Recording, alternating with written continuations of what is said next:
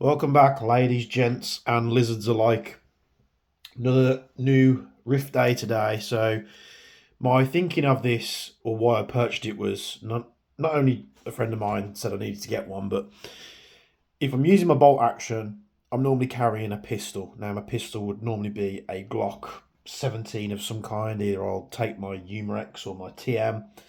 I've also got the Maxim 9, and I've also got my crazy HPA AAPO1 as well, which is great for a sidearm as a backup to a sniper platform.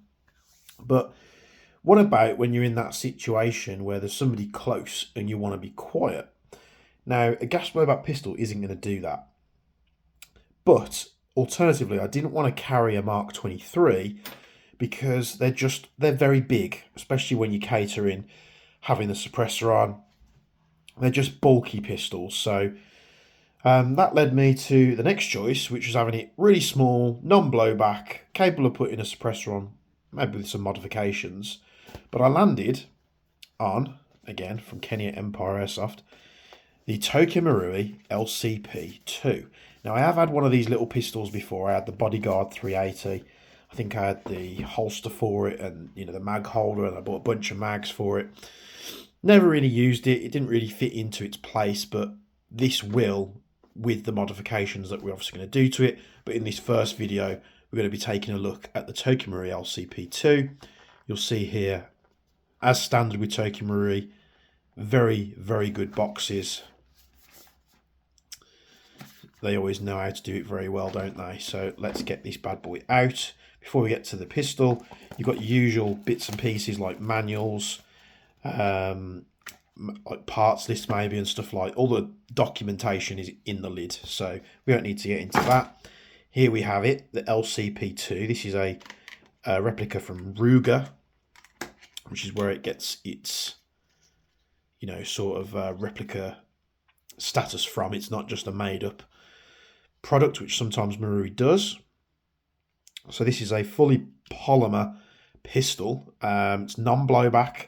It's very tiny. It can literally fit in the palm of your hand.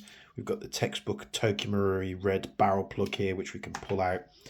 So what that means is you have it in your hand. It runs on gas. Every time you pull the trigger, it'll fire a BB. So we have the pistol here. Let's take the little tag off, get that out of the way. We do have a couple of safeties on this, which is nice. I'm not sure what that's meant to be. Bit of tape. Probably to go over one of the trademarks maybe.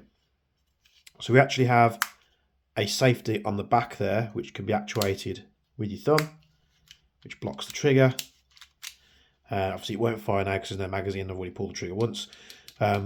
You also have a trigger safety, so your finger must be in the trigger guard on the trigger for the trigger to be pressed. Mag release found only on the left hand side. I'm pretty sure it can't be swapped over. We've got some Ruger style markings here. LCP2 on the slide.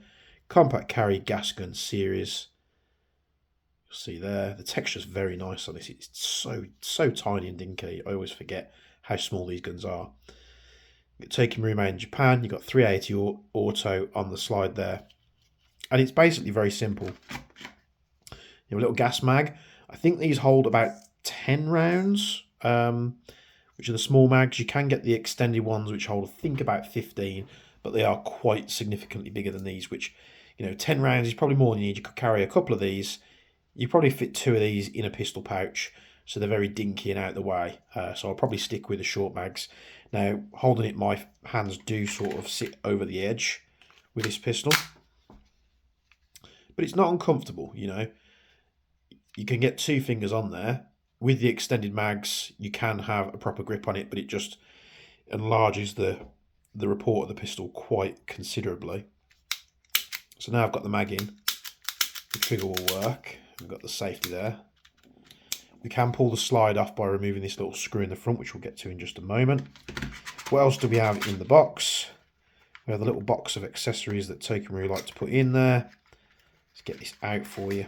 So we've just got BB, so there's nothing really needed with the rest of the LCP2. It's not like a gas blowback where you've got like the little bits to put in the magazines to do dry fire and stuff like that. So let's get a bit of gas in the magazine and then we can give it a little blat and you can hear what it sounds like. Now my propane canister is fairly empty, so we're not going to get much out of this. So I've got a little squirt of gas in there. You put the mag in and we've got a couple of shots off there before we ran out. Let me grab another propane can and we'll get this thing filled up. Right, hopefully that's a bit more gas in the magazine. I'm struggling with propane at the minute because I haven't got any, but so it's not incredibly loud as it is, but we'll be doing some things to make it quieter. Let's do a quick chrono. These are just some 0.2s, but for my purposes I'll be planning to use heavier. And we can load them in the top or the bottom here. If you put them in the top, you just have to give it a little wiggle forward, or you can load them in the bottom like a normal GBB mag. There we go, it's like 10 rounds roughly. So not a ton of capacity. You're not going to be running this as a dedicated sidearm. This is more of a purpose thing for me, where I will only be pulling this out if I want to be sneaky. Or you could use it as a backup, you know, if you've got a gas blowback and you just want something stowed somewhere, perhaps you do milsim, where if you've got something on your person that they don't find when you're captured and you can use it if they don't find it, something like this would be perfect. So give this a quick chrono. It's probably not going to be insane because of what it is, the barrel length and such. So 0.2 gram BBs. 238.7. Can you see that? 238.7.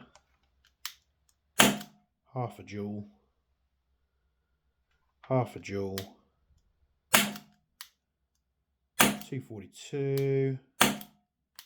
And the gas is running out there. I really do need to stock up on some propane, but let's get the rest of the 2s out and let's see if we can put some heavier BBs in and see what results we get. Right, same mag.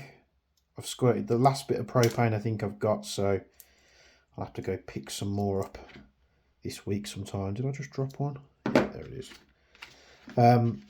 So these have a fixed hop, so there's no adjustment to be made, so you'll be picking BB weight if you're running a standard compared to what you could hop. But I'm just curious to see the joule difference on heavier ammo. So 0.5 joules on a 2, 0.56 joules on a 3. I am running out of juice. So yeah, about half a joule on a 2 or a 3. I'll have to do another retest when I've got some more gas, but you can see how this thing works. Now let's take a quick look inside. So we want to remove the screw in the front there. I think it's a 1.5. That one's pretty worn. 1.5mm Allen key. I know I've got one here somewhere. It really needs to be tied up here. Here we go. So we've got a little screw in the front. We can remove this.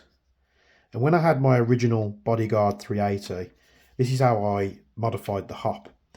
So it's got a little bar that sits on the hop. And what I did with my old 380s, I took this off and I just bent that bar down slightly and I was able to hop heavier BBs. Now, it's a proprietary hop rubber and it's a proprietary barrel. I am aware that some people may do aftermarket, so if they do, I'll probably look at getting them, but it's similar to like the Mark 23 system, obviously a bit different design with the magazine and how it loads it. So it's got this little bar that pushes the valve forward to load the BB into the hop, and then as you rock the trigger back, it pulls the hammer back and then lets it go. So there's no single action on this, it's double action only, but the trigger pull is so light that you would it's not like you know, the big Mark 23. It's grandfather, shall we say. So with the Mark 23, you could pull the hammer back and cock it, so you get a lighter trigger pull. But on this, it's actually not bad at all, and you can fire it pretty quick before you run out of gas. So this is the LCP2 from Tokyo Marui. Fine replica, very cheap as well. I think they're normally about 70 to 80 pounds. Maybe, you know, cheaper. Depends on where you get it from. But, you know, if you want to show any retailer out there some love, go on over to Empire Airsoft, hit Kenny up. He's an absolute legend, and he always looks after me, as I'm sure he does for many of his other customers. So that's the LCP2, and in the next video we're going to be looking at how we're going to strap a suppressor to this thing.